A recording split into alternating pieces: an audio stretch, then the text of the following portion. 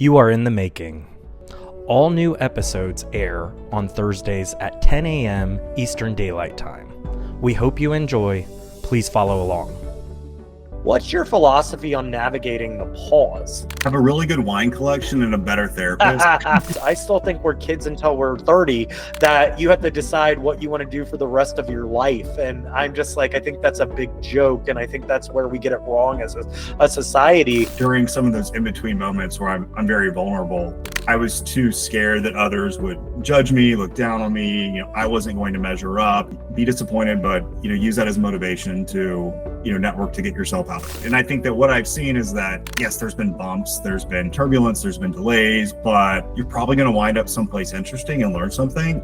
Writing the book was my way of reclaiming my story, I guess you would say, and giving others permission to do the same. Welcome to In the Making, the podcast about all the moments in between, where you're not quite where you were and not yet where you're going. I'm your host, Michael Betz. Today's guest is the master of in-between. Brandon Blewett is a seasoned M&A and executive who's led over $210 billion in deals and currently drives corporate development for a $1 billion private equity-backed platform. But he's also the author of How to Avoid Strangers on an Airplane, which is a witty, heartfelt ride through travel, ambition, and the chaos in between. From valet gigs to billion-dollar boardrooms, Brandon's story is proof that every connection, and I guess misconnection, wink, wink, counts. Buckle up. We're taking off. Welcome, Brandon. Thanks for having me, Michael. Excited to be here and for the conversation today. Yeah, and can't wait to just reconnect. I love when old friends can reconnect and hear all the great things in between while we've been in the making. We'll be back. In the Making, out today in print, digital, on Amazon. Get your copy today at amzn.to/4C5S365. The link is in the bio. Let's build something real together. In the Making. Welcome back to In the Making. Let's rewind. Your early career wasn't exactly what you envisioned, Brandon. From bombing at Tax to leaving behind the Jerry Maguire fantasy. Walk us through that evolution. Yeah, happy to. What's funny is that I can't advise that people should choose their career path based on a movie, but that's exactly what I did, right? So I went to SMU, and after I finished up college, I remember the monologue from the movie that Jerry Maguire went to law school. And so I actually chose my law school destination based on Steve Spurrier going to coach South Carolina, because I had read Drew Rosenhaus's story of how he had gone to Miami before the program had rebounded. And I thought, this is my opportunity. This is how this is going to happen. 2 years into law school, a few interviews and pursuing that path, I realized probably not going to happen, right? And at the same time, the economy was collapsing because the Great Recession was just beginning to, go full force. And I was fortunate that two professors taught tax classes, and I was drawn to them. The subject matter clicked for me. And so I sort of built an internal, call it LLM in tax before I finished law school. Now, was I prepared for the bar exam? No. So good thing that there's programs like Barbary. But when I graduated, it was great to have that tax background, because very few areas were actually hiring. Either you were going into tax law or intellectual property law, was an engineer, so that, the latter wasn't an option.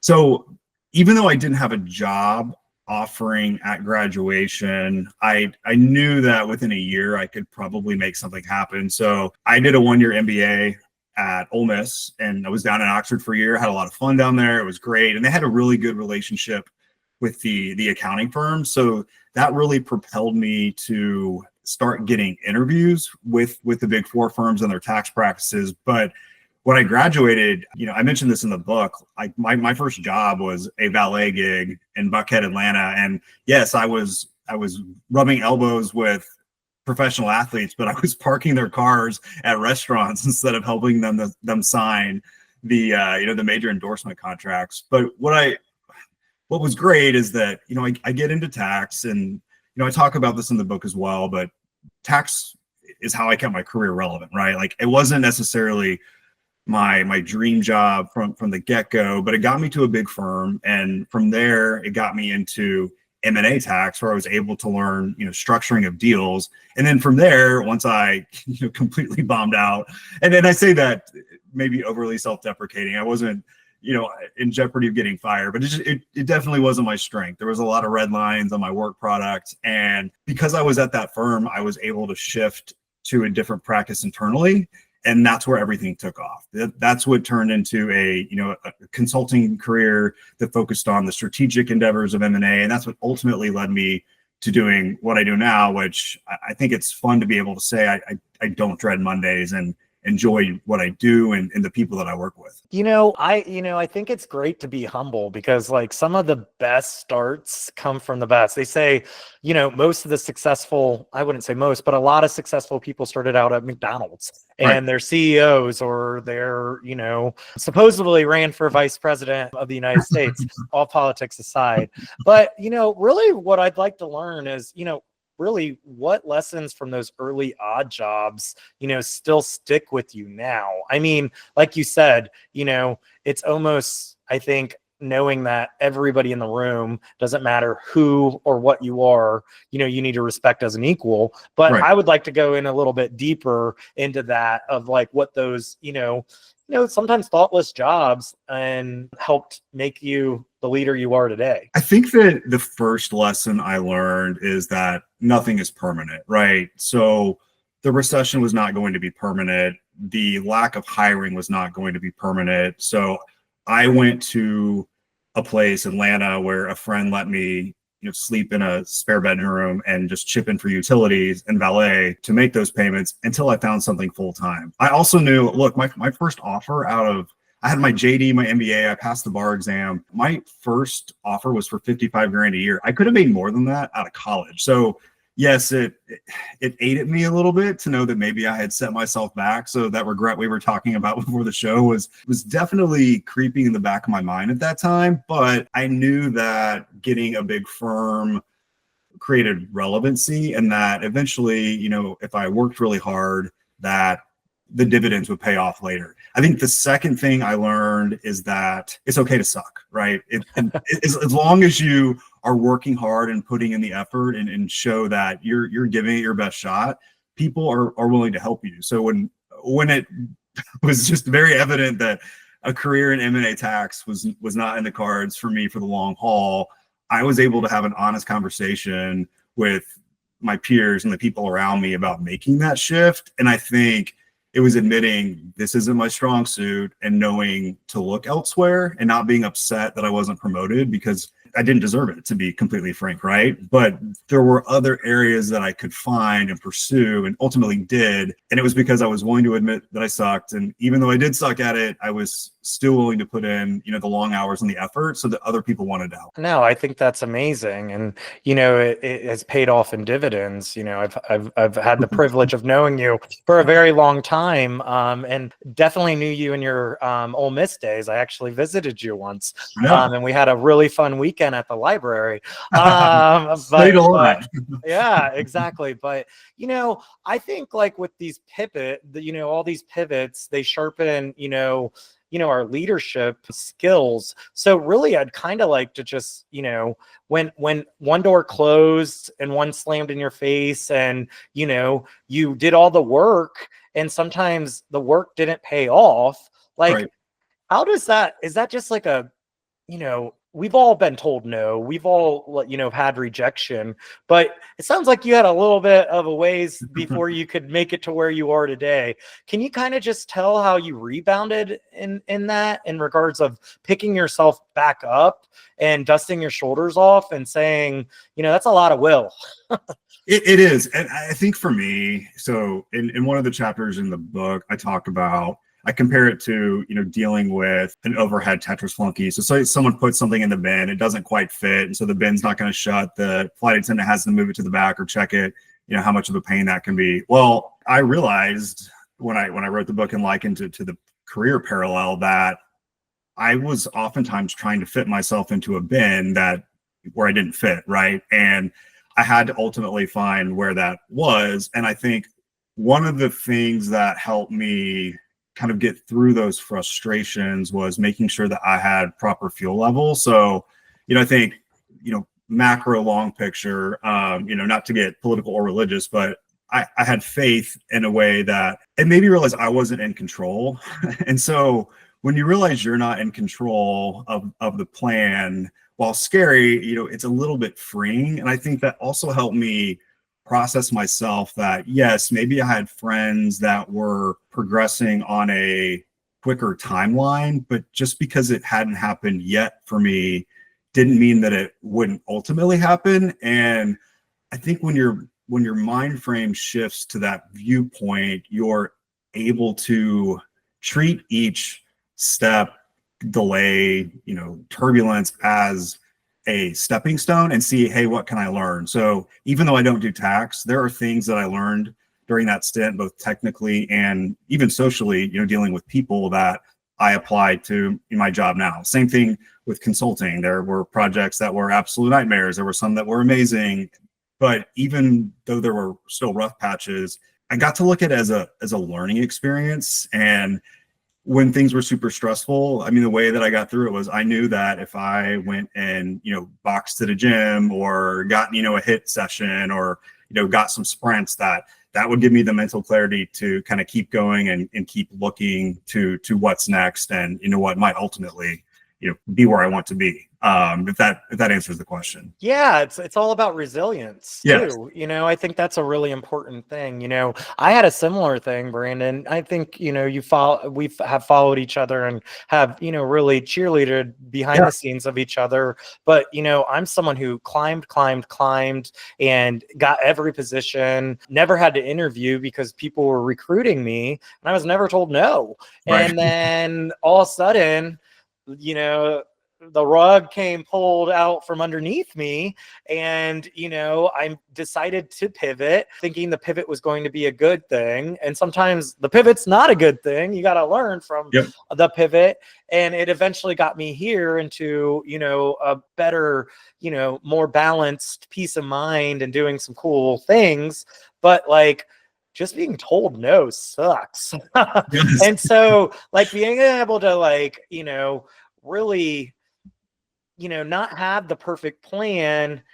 You don't really need one, instead, all of these pivots or these hurdles, it's really building the muscles to allow us to navigate uncertainty and, turning, really detours into directions. Right. And so I love that about your book. And I think it's something that, it didn't just land you a seat at the table, it helped you build the table in many things that you've done. Yeah. And so it's just been fun to watch and, fun to read. And, I'm just really proud of you as a friend. So, well, Brandon, as we go into our first break, my key takeaway is it's not about the perfect plan. It's really the ability to pivot that propels us. So more to come. And I can't wait to deep dive and catch up with you. Now, a really popular portion of today's shows and our followers love is our fire round questions. Brandon, what's a jam or a band that you're listening to right now that the rest of the world should know? Anything Kygo. Oh, nice. Yeah. Well, thank you. Back for another fire round. Brandon, you're a lifelong learner. Law degree, MBA, and a lot of other things, probably working on a pilot's license. What's one book or podcast that's really inspiring you at this moment? Besides yours, I will say that one book that helped me decide to write mine is Discussion Materials by Bill Keenan. It's hilarious. It's great his book. Accounting of being an investment banker and his exit from the profession. Awesome. Welcome back for another fire round. Brandon, you're busy, you're mentoring, you have a job that requires a lot of work and time and energy. You wrote a book, you're on a book tour. What do you do to keep yourself grounded? Training Mate. It combines cardio and weight training. You're always out of breath. And so you can never get through the class thinking that you look amazing. And it is very humbling and productive for your health. That's amazing. Brandon, maybe 15 years ago, I visited you at SMU, and you took me into a gas station. Can you give me your quick elevator speech on why chicken on a stick is so good? Because when you've had that much to drink and you're that young, your taste buds are not fully developed and your brain is not registered that it is a horrible idea. But I'm glad you enjoyed Oxford's chicken on a stick. And follow-up question, have you eaten one of those in the past year? The past year, no, but 3 years ago, we did decide, let's go see if it is as disgusting as we think it is. And yeah, it was every bit as bad as I thought it would be as a sober adult. And for those of you who didn't think this was as funny as I did, well, I'm sorry. Thanks, Brandon. All right, thank you. I'm back. It's Michael Betz, your host of In the Making podcast and the proud president and managing partner of the Proper Group. The past year, transforming the Proper Group has been one of the most exhilarating and rewarding experiences of my life. But when people ask, what is the Proper Group? My honest answer is, we don't fully know. Well, let me explain. We do know, we're just building something different. The Proper Group is 70% baked. Our founder, Larry Burns, laid the foundation. Now we're evolving into an elite collective of fractional C-suite leaders driving real sustainable growth. What we're not is a bloated consultancy with junior talent doing the real work, or a siloed agency only focusing on one or two functions. What we are is a cross-functional growth accelerator, a hands-on execution partner embedding with leadership teams. Because when companies grow, they grow fast. And without the right foundation, that growth won't last. That's where we come in. Let's talk, explore what we're building, and see if this would be the right fit for your team. We're just getting started, and come along for the ride. The Proper Group. We're on the move. Visit us at www.theproper.group.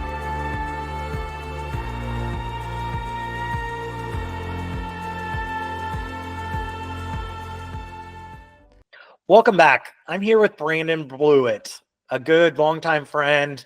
Just been proud to watch him, kind of become the leader, become the man he is today. So Brandon, let's go deep diving into, really the layover years where you found your momentum and when you stalled. You write so vividly about those moments of being stuck. We all get there, but I love how you use the analogy, how you got stuck at gates and then turn that into between jobs and then just emotional limbo. What's your philosophy on navigating the pause? Have a really good wine collection and a better therapist. Amen. Yeah, that's not a completely, tongue in cheek. Exaggerated. No, it really is common sense, and it's something that's so hard to keep, top of mind when you're in those moments. But you really do have to take a breath and realize that for most of these moments, it's not life altering and you're going to be okay. And I find that when there's a pause moment, I look back and think, okay, where did I start? What have I learned at each step of the way? And now that I've been given this pause, what am I going to be able to do at my next move where this experience is valuable and something that I can, for lack of a better term, monetize, right? If we're thinking about professional development. And so I think that that's really helped me find a way to be productive and reflective when I do come into those moments. And that's not to say that it makes it easy. Like I do think, physical outlets like, working out, running, whatever it is that you like to do, I think are important, reading, those are all excellent activities to keep you, sane in the moment so that you can come back and have those real meaningful conversations. And then I think what I have found probably the most useful is that, early in my career and especially in professional services, you tend to be a little bit competitive, right, with your peers. And I think we all feel that way at certain points in our life. And the ability to be vulnerable and actually reach out to your network and ask them for constructive feedback on, am I really good at this? Is this what I really should be doing? Who do you think I should talk to? Those have turned, collegial relationships with peers and coworkers into lifelong friends. And so there's just a lot that I've gained both professionally and personally in these pause moments. Well, and I love that. And, I know you have had a lot of mentors in your life. And I actually, in the making, I reference that I have, kind of a, personal board of directors. And so I've collected these people throughout the years, that know me from the Mike from the beginning to, Mike at my highest moments, Mike at the lowest moments. And it's one of those things that you have to build trust with these people to know everything that you want them to know. But it's also their feedback is so rewarding, because sometimes we think we're one thing and we're not, and it's okay. But what do I see when I look at myself in the mirror? Maybe not be reflecting to what other people sees of me. And so if you can, really kind of just tell us about the dream job that, was derailed by the activist investor. How'd you recover? So that's a really funny story. I'd left consulting, and I had finally been able to run and execute M&A and strategy. I was at this publicly traded building products company, felt adjacent to HGTV, which is one of my guilty pleasures, I'll fully admit. If I could ever meet Hillary Farr from Love It or Listed, I swear we'd be best friends, right? But I believe it. But as she might be a little more sarcastic than me, if you can believe that. But that's not true. But we have the activist, and he decides that we're going to break up the company, go through the sale process, and I'm back in consulting. Well, it was a blessing in disguise. So a friend of mine that I had actually helped him land a job at my consulting firm, I just called him to say, hey, I think I'm going to have to start looking sooner. I'm kind of upset about how this has unfolded, but I really need to get over myself and get out in the job market. And he had a new group that was being built out at his firm. I had a couple conversations, and then we had an offer on the table. Well, I accepted that offer on March 1st, 2020.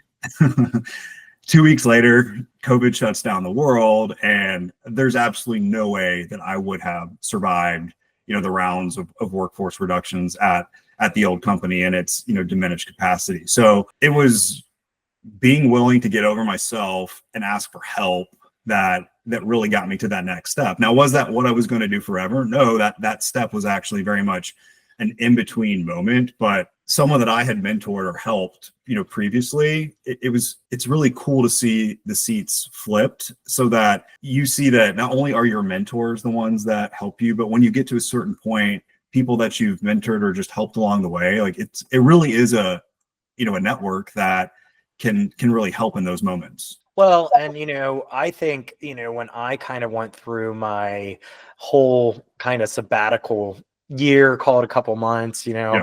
we're both workaholics. We like what we do and we want to work. But, I think I really reached out to the network, and I've always had a hard time asking. I think it maybe, call it Catholic guilt or whatever religion guilt you have, but just feeling like I didn't want to be a burden on somebody. Right. But going back to what you just said, I've always been a leader, especially, a leader of leaders and a mentor to take up my team and make sure that they're successful. And so many times, over the past 2 years, getting in the door with new clients and whatnot. So many of those are my personal network that either I have, kind of nurtured through their career or, have cheered them along the way. So it speaks dividends to how you show up to work, how you treat those people at work, and just treat everyone at work, and really make a relationship with that. So I love that you use that as, kind of an example, because in so many different cases, you never know who's going to be able to help you, right. And that's not what it's about. But at the end of the day, you are building a relationship. You showed that you cared for them, so they're showing up and caring for you. So right. I just think that's pretty impressive. So, I guess really, what have the hardest in-betweens taught you about yourself? I think it goes back to control. And even if we know that the perfect plan is not what's most important, I think if we're type A, we still really, really, really like to map things out and, measure ourselves against, a checklist or what it is that we're looking to progress. And so for me, I think what I've had to really focus on is not making those comparisons. It's not looking at, law school and business school being kind of a drain on 4 years of my career, because ultimately there's not only people I met in that time frame, there's things that I learned that I wouldn't be as good at what I do today had it not been for those 4 years, right? So it's looking at big picture, who am I today? How have those experiences, changed me as a person, made me better able to communicate upstream when I'm working with our private equity sponsors. But then the businesses that we buy are extremely blue collar. So if I had gone straight from, SMU to investment banking and then got my MBA at Wharton and then gone straight into corp dev, like I wouldn't be able to have the fun conversations that I have with a lot of the people that I deal with on a, daily basis. And, these bankers and PE guys, like, God bless them. And I really do enjoy them. And a lot of them are good friends, but we're writing checks to these blue collar people when we acquire them for, $70-80 million. So they're clearly the smart ones. But, there's a lot of people that don't see them as human, right? Because they live in their bubble. And I think I might have been one of those people had I not been knocked down a few pegs and had to go through some of the job experiences that I have. Yeah, I think, empathy is so important, and to, definitely put yourself, kind of in their shoes. And, I kind of, wrote, in the making, because, just be honest with you, I had a business coach and, I was named president and managing partner of my firm. And they're like, you need to write a book because you need to get in the circuit. And I'm like, I'm not writing a book. That's so dumb. And then, it's a game you have to play. But I finally bit the bullet, but I made it more intentional. We kind of briefly touched base about this before our chat today, but I wanted to make it something that I would feel good about, that maybe I could have told a younger self, or maybe me a couple years ago, on the things that I wish I had someone tell me to make me stronger. So that's really kind of what, I'm writing it to the young overachiever Mike Betz in undergrad, who, was told climb, climb, climb. No, well, that's dumb. Just like you said, we tell, kids, I still think we're kids until we're 30, that you have to decide what you want to do for the rest of your life. And I'm just like, I think that's a big joke. And I think that's where we get it wrong as a society. But then also, like, kind of like, hey, I'm sick and tired of making other people, rich. Yes, these people have made me have a really fruitful life, and I've got to do a lot of things, but I know I have it in me to do it on my own. So is this a time for me to give an opportunity? And then lastly, kind of the eyes of, like, second or third chapters, whether you have a successful sale in a company and you equity out because you had a high up role, or you have the opportunity to retire early.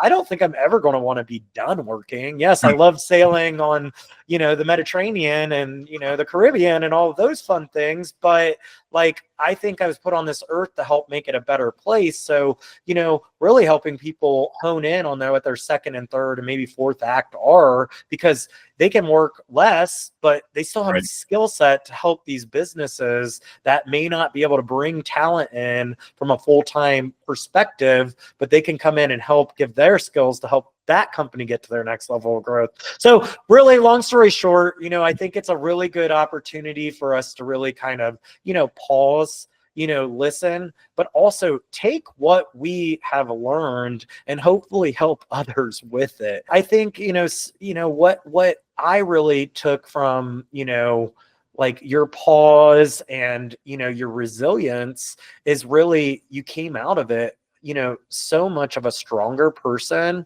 And, the stillness, it wasn't a weakness. It's really where Reinvention found you.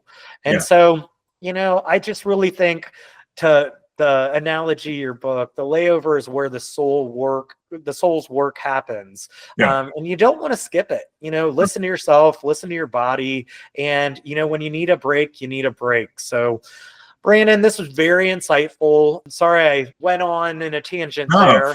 you actually brought up something when you said climb, climb, climb. One of the things I mentioned in the book, it just made me think of this is, Delta introduced their catchy slogan, keep climbing, I think in 2008. And I was like, it's a catchy slogan, but it's an absolutely terrifying flight plan. Like if the plane just like kept going up and up, eventually you have to level off and find, a destination to land. And I think that's, the positives force us to do that. So sorry to interrupt, but it just made me think. No, I love that. And I think, there's always a final destination. I don't know if that's your final destination. There's always a destination, right? That will hopefully take you to a final destination, not a movie, that Final Destination. That'd be scary. Yeah, please no. But in that case, we're going to take a short break and more to come with Brandon. This has been fun.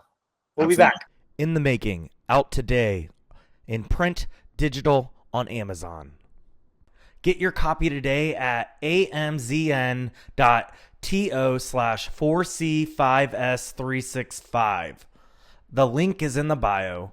Let's build something real together. In the Making. All right, Michael, I'm going to flip the script. So now it's your turn.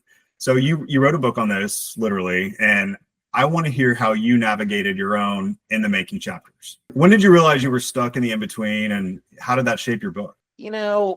I think, for me, the in-between, wasn't really subtle. It was loud. Yeah. I had decided to make a pivot and leave corporate America to go become president of, a smaller private company. And it just didn't work out. I left a really big job leading a really multi-billion-dollar company and a multi-billion-dollar business for North America. But I saw an opportunity for me to take over this smaller company that may not be as big, but had a lot longer term wealth and a lot longer term opportunities. And it was one of those companies by accident. You look at it and you're like, I could go in a year or two and double what they're doing, because it was almost a company by accident, success by accidents, which we see a lot of those, especially and so it didn't work out. I just didn't connect with the person who I was taking the company over with. And that's really where I was just like, oh, okay, well, I guess I'm going to go back into what I know. I'm going to go find the next job, and I'm not going to take a step back. So, I did the work for the first time ever. I really kind of had to apply for jobs. And, I never really I didn't understand ATS because I've always been recruited and I've always been happy at my roles, but it brought the next opportunity to me was a bigger stepping stone to continue to climb that ladder and the corporate grind. So I got lucky. I had, I was a finalist about 5 or 6 different C-suite positions. Some of them were going to take me out of Cincinnati, and that was kind of an really odd thing because I really enjoy it here. But if I had to, I had to. Home's home. Yeah, home is home. And then I make it to the final round. I'm pretty much getting like the thumbs up, you're getting this job.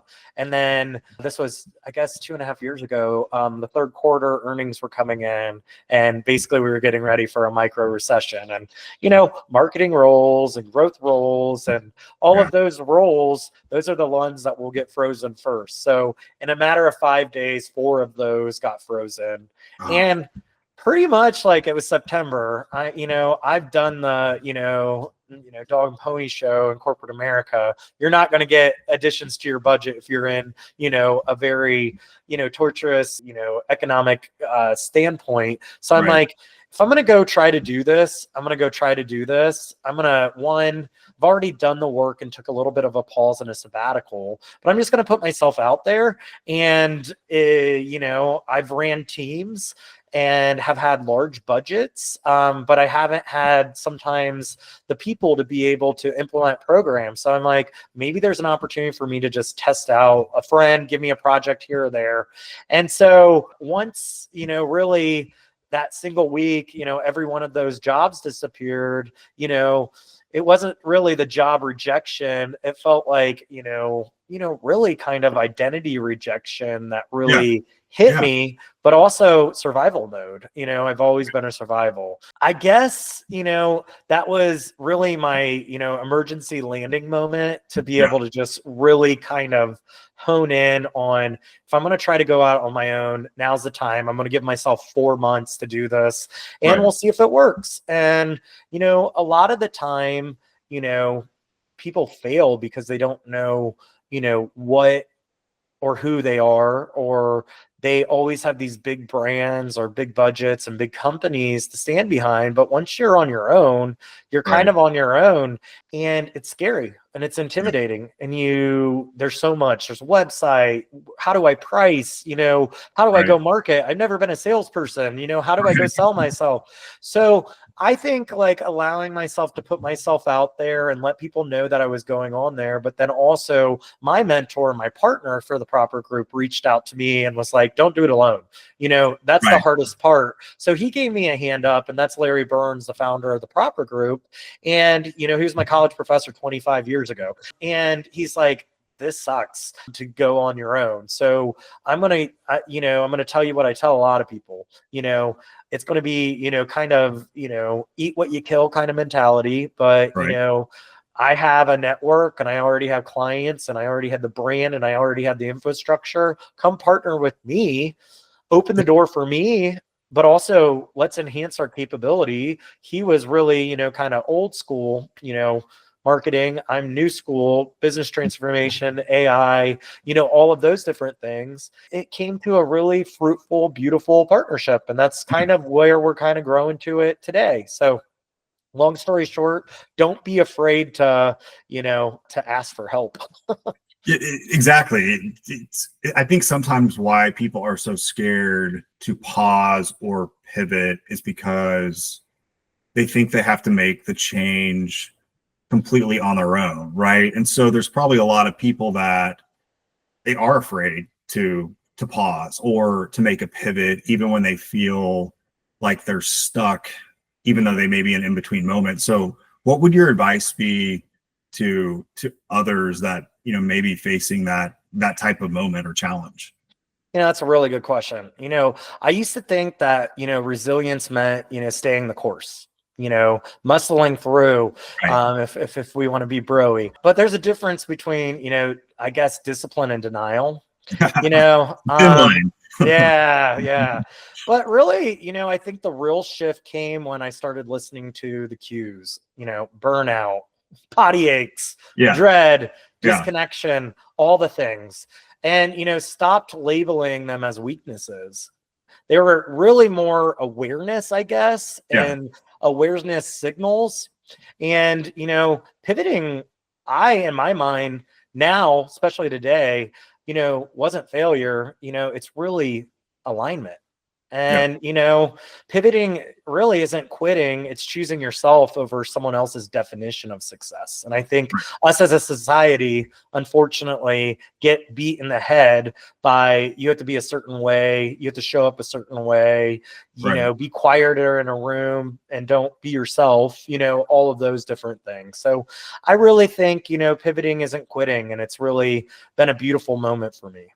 And I think that, one thing you touched on, and so with tax, like I went to law school for 3 years, right? And I spent all this time taking tax classes, and I could tell I wasn't good at it. But I think a lot of people, and what you alluded to, it's like, if I put that much effort into something, I feel like I have to, like, I'm going to get my through.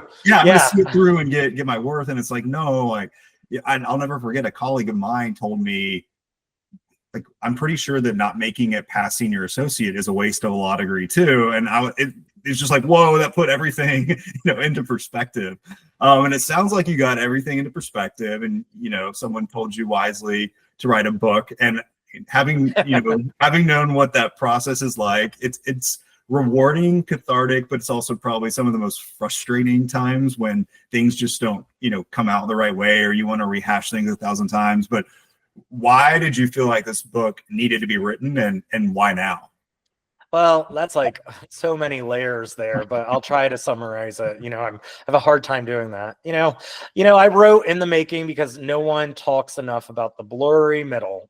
Yeah. what people call the messy middle, or, the in-betweens, the part after something ends, but before the next thing begins. We glamorize before and after stories. We Yep. see it in movies. They're magic, the grit, the vulnerability, all the things. It's all happening during the making. Writing the book was my way of reclaiming my story, I guess you would say, and giving others permission to do the same. I think sometimes leading by example is so important. And, I've built a brand that people admire and respect me, and they saw that I've done the work, I've earned roles and whatnot. But also, I want people to know that even if you think like me, that you see from a social media profile or a post, none of us have it figured out. And so we're all, kind of, I hate to use the word, faking it to make it, but at the end of the day, there's a little truth to that. I think it's helped me find peace in the process and in the progress, to be honest with you. And I think it reminds me that we're never really finished. We're just, I guess, in your euphemism, we're catching the next flight. Right. So telling your story out loud is how you take back the narrative, and I guess, again, start flying the plane. And I found it, because I think that when you're going through interviews, and even if you're going into business yourself, and I'm always, when I was interviewing for these jobs, look, your LinkedIn persona is that every step had this like natural sequence and order to it that has ultimately prepared you perfectly for this role. And writing about, I feel like I channeled, it's probably from knowing you, because mine's, obviously much more around air travel and how that parallels professional services careers, but it's similar, right, in theme. It just probably goes way further because you're in business for yourself. But it was like kind of freeing to write about the mess and being able to say, like, there's so many times that I felt just completely stuck, and it worked out. But that's not what's on my resume, and that's not, in the talking points on my LinkedIn post, right? Well, there's a lot more messy than in between. And I think, in the words of, my girl, Kelly Clarkson, what doesn't kill us makes us stronger. And, I think the resilience is the most important part and makes us the human we are. And really, I think it's made the human I am. And, I'm not afraid to let people know that I can be vulnerable. I don't always have it right, and the best thing about this process, I think, is, I don't have to be the loudest person at the table, and I don't have to be the only person at the table. I want to bring those who want to do amazing things along the ride with me and make me smarter, better, challenge me, give me a diverse mind of thought, all of those things that's just going to make my next chapter even more meaningful and fulfilled. So, I just think it's a beautiful time in my life. It is. That's awesome. So I'd say the key takeaway here is naming your narrative changes it, and owning the middle gives others permission to do the same, which I think we can all appreciate. Thanks, Brandon. And we'll give the microphone back to me. You did a great job, so I don't want you to steal my job. Honor to interview you. So we'll be right back with Brandon to learn more about his book and his life adventures, and just chatting and catching up, because it's been fun to catch up with an old friend. We'll be back. In the Making, out today in print, digital, on Amazon. Get your copy today at amzn.to/4C5S365. The link is in the bio. Let's build something real together. In the Making. This chapter of your life, Brandon, I know you're mentoring MBA students, and, I know how important athletics play in your life, and that you're able to help athletes and mentor them. I guess I would say, why is that such a meaningful part of your life right now? So I'll take both. The first, the MBA students. I graduated from Ole Miss MBA, and I love the Rebs, but we're not a target school, right, for those top jobs. And I was able to get somewhere that, most people can't get to a private equity backed M&A position, even in some of the consulting roles that I had, without a lot of mentoring. And so for me, it's so fun to be involved on the MBA board, and to be able to find those candidates that just really have that drive and have that natural talent, and really set them on a trajectory that they didn't believe maybe that was possible without being able to have a mentor that has a network that can help them advance, right? And it's been really fun to do that. I have 3 mentees. One, we first got him a job at a Big Four valuation group at a Big Four firm in Houston. He translated that into a bulge bracket investment banking job, and then he turned that from an investment banking job in Houston to now he's working on Wall Street, right? Ole Miss MBA, Ole Miss undergrad, probably not the most traditional path, and he's made it there. Ironically enough, he was one of the more instrumental people in helping refer me from my last consulting gig into the role I had now. So, the mentoring relationship may have reversed in that case, but had a similar story with another mentee that's now leading, private sponsors coverage. Yes, I said that right, for a West Coast boutique investment bank. And then my mentee this last year somehow managed to land himself right out of the gates a job in the corporate compliance group, which is a lot of lawyers at JP Morgan in Plano. So it's fun. And we kind of have a cohort that we're able to do that. And it's fun to kind of, buck the system and say, hey, look what we can do. And that's really rewarding. The athletes piece, no, I did not become Jerry Maguire in theory, but I work with SMU's Life After Ball program. And the program really focuses on the athletes being exposed to different career fields and then being prepared to, leave the locker room and go to the boardroom. And it's incredibly rewarding because these student athletes, say what you want about the typical SMU student, stereotypes are stereotypes, but a lot of student athletes come to college and they're a first generation college student, right? Okay. And this is their opportunity, even if they're not going to go into a professional league to play after they graduate. This is a launch pad. And so it's been incredibly fun to get to know people that they're these monsters on the court or on the field, and then they're super shy and super, almost embarrassed to talk about what it is they like to do because they're like, don't tell the others, but I like math. And working with a basketball player. Yeah, he has a 3.8 finance degree. He's he's like 6'4", so I'm like looking up every time I go to talk to him. And we wind you're up 6'3", aren't you? Oh yeah.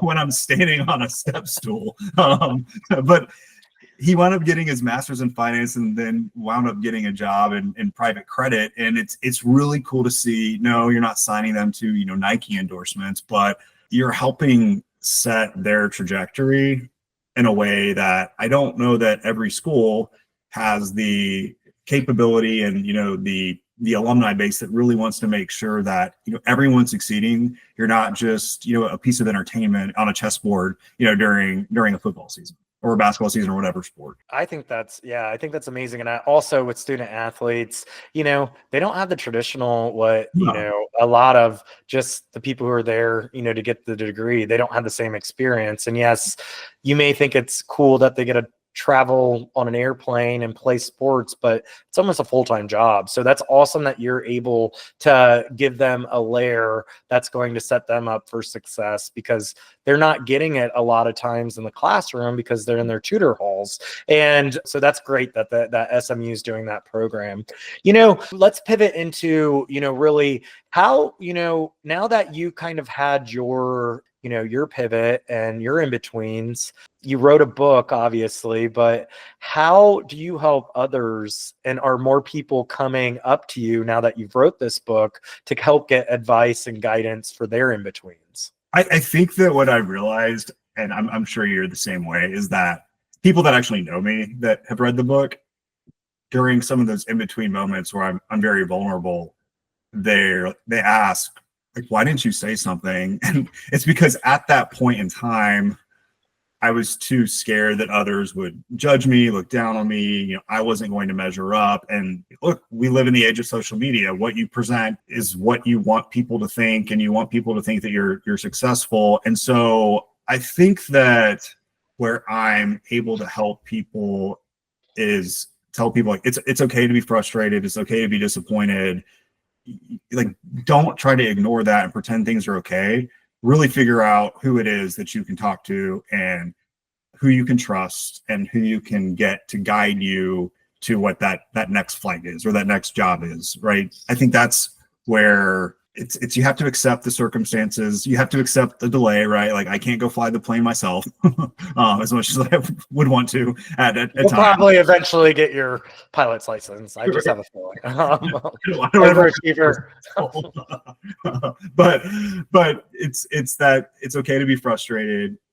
Learn to use, whether it's the gate agents, at the airport, or your colleagues and your friends and family members that might be able to help you, and be vulnerable, because nobody's going to, as hard as it is for you to ask for help, I think it's even more difficult for others to maybe even sense that you're floundering and then ask, because that could also, create an uncomfortable situation. And so let's be vulnerable and be disappointed, but use that as motivation to network to get yourself out of it. Well, and that's like a perfect example in the book. My book, I mentioned, in my sabbatical, after I did the fun, let's go to the all inclusive every couple of weeks and, drink my ass off and, have some fun. Wait, we're on the you didn't tell me that.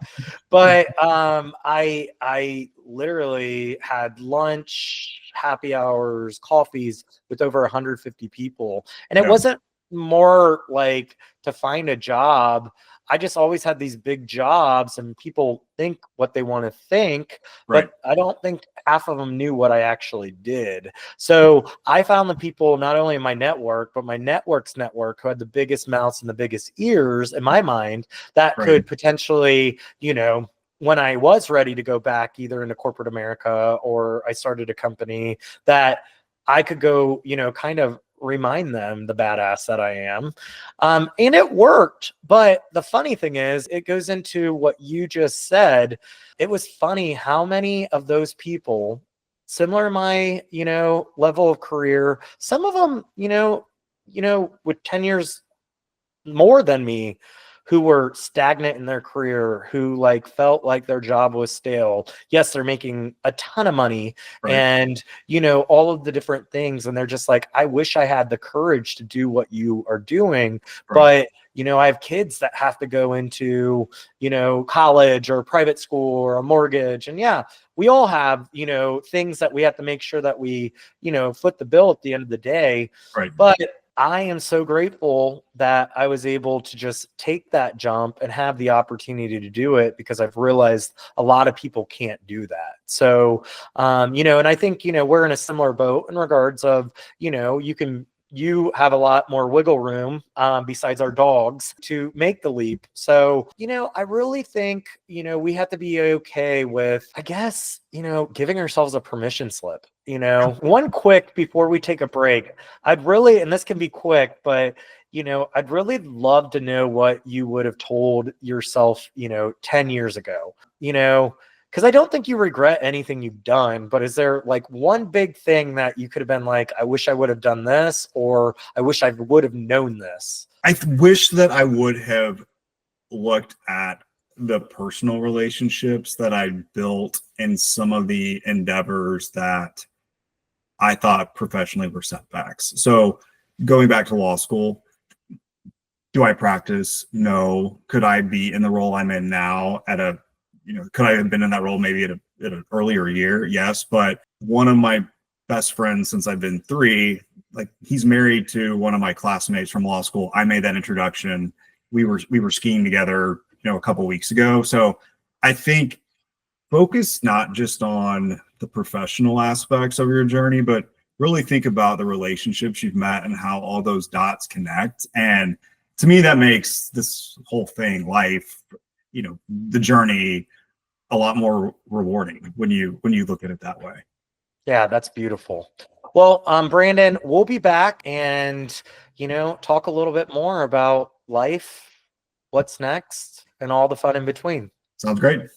In the Making, out today in print, digital, on Amazon. Get your copy today at amzn.to/4C5S365. The link is in the bio. Let's build something real together. In the Making. Welcome back. I'm here with Brandon Blewett, a longtime friend and just overall good human. Brandon, let's zoom out. You close billion-dollar deals. You've written a book, which is congratulations. That's amazing. It's not an easy job.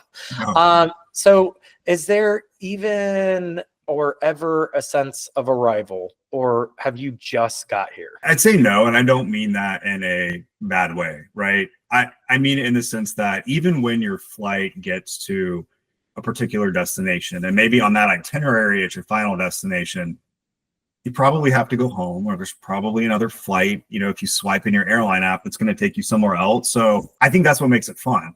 I really enjoy what I'm doing right now.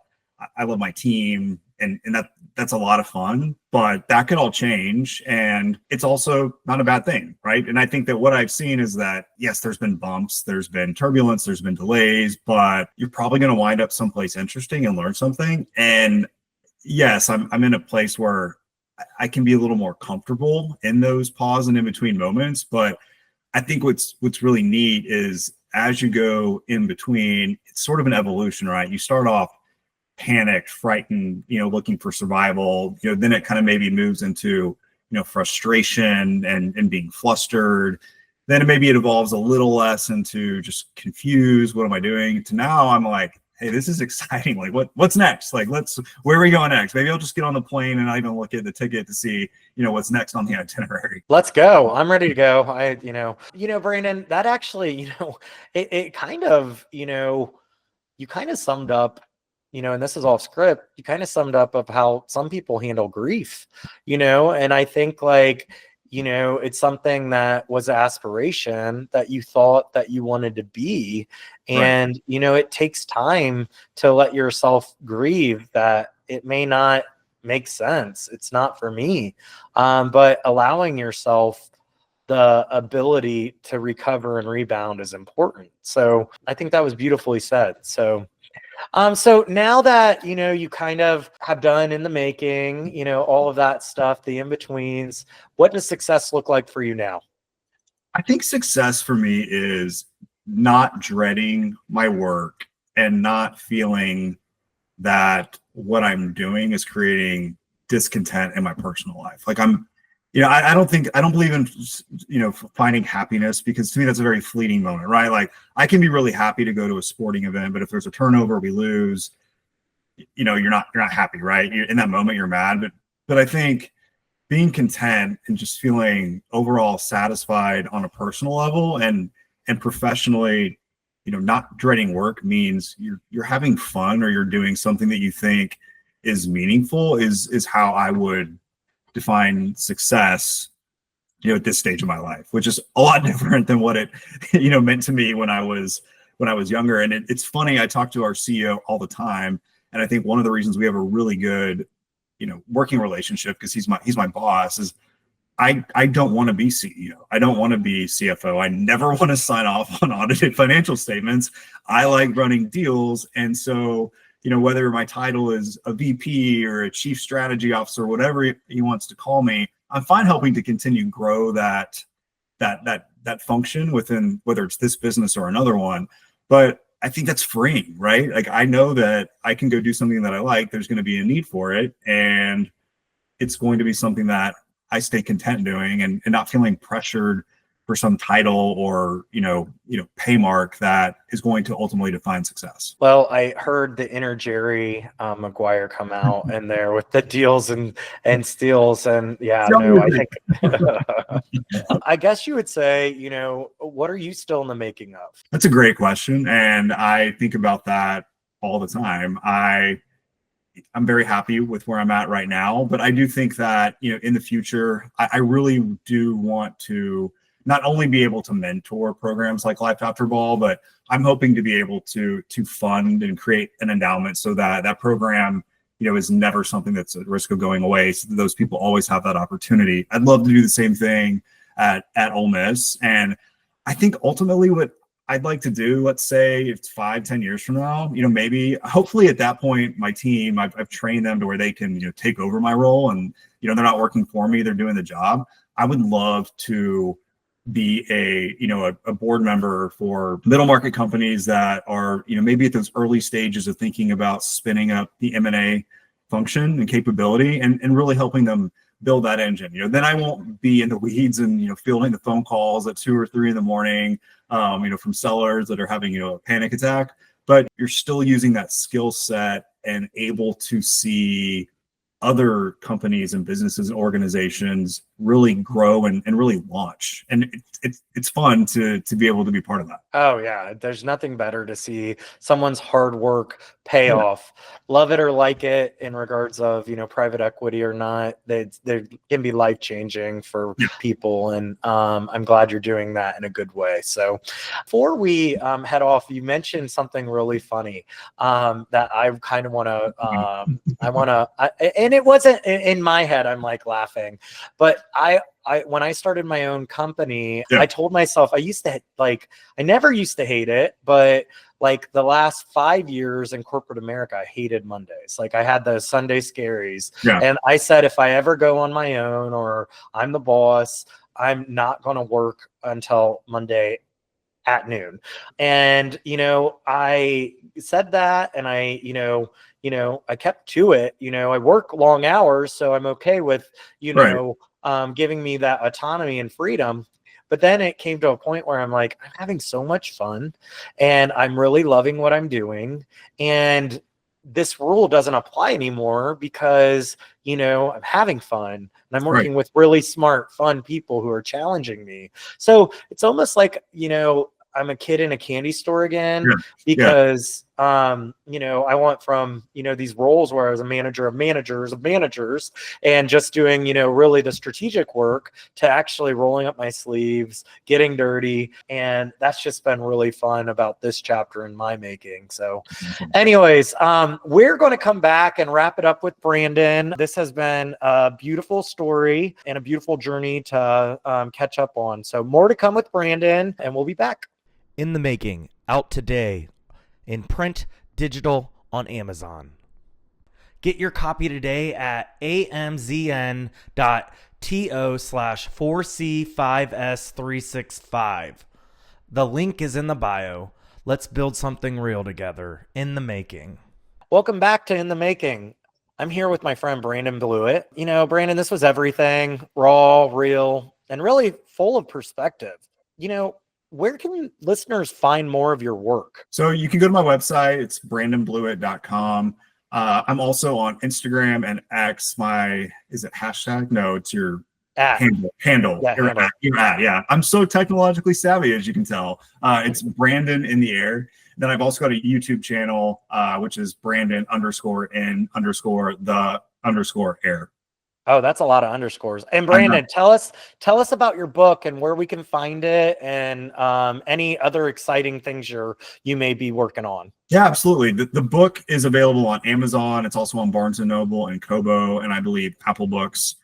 I can never remember if it's Apple Books or iBooks. I should probably Apple Books. It's Apple Books. Yeah. Perfect. Yeah, so it's available at all those platforms, and it's similar to your book. It's quasi self-help. It's quasi here's my journey, and it's a lot of snark about some of the poor behaviors that we see in modern air travel. So if you're a frequent flyer or someone that at least travels for work 4 or 5 times a year, I think a lot of the characters and the people that you see in there will be very relatable and will make you feel seen if you've ever questioned your faith in humanity during the course of air travel. And as for what's next, I'm having a lot of fun doing a lot of things like this, and working with our company, which keeps us super busy, and there's a lot of exciting things on that horizon for this upcoming year. Well, that's awesome, Brandon. I'm really happy for you and all your success and all your in between. So to our listeners, if you're navigating your own layovers, no pun intended, remember, you're not behind. You're just boarding something new.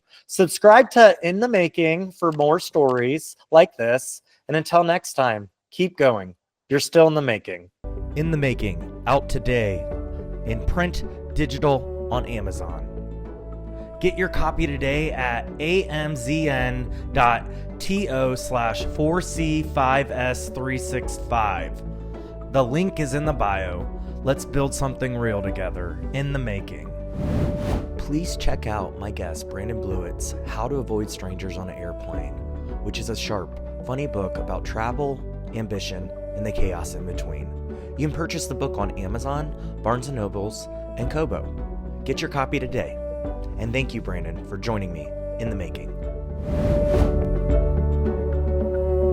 Welcome to In the Making podcast. Please like and subscribe and engage. We want to hear from you.